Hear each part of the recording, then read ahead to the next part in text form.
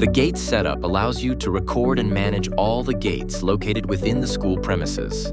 This setup plays an important role in maintaining security and operational efficiency, especially when storing visitor data, managing gate-wise entries and exits, or assigning key bunches for various school areas. To add gate information to the system, click on the Add Gate icon.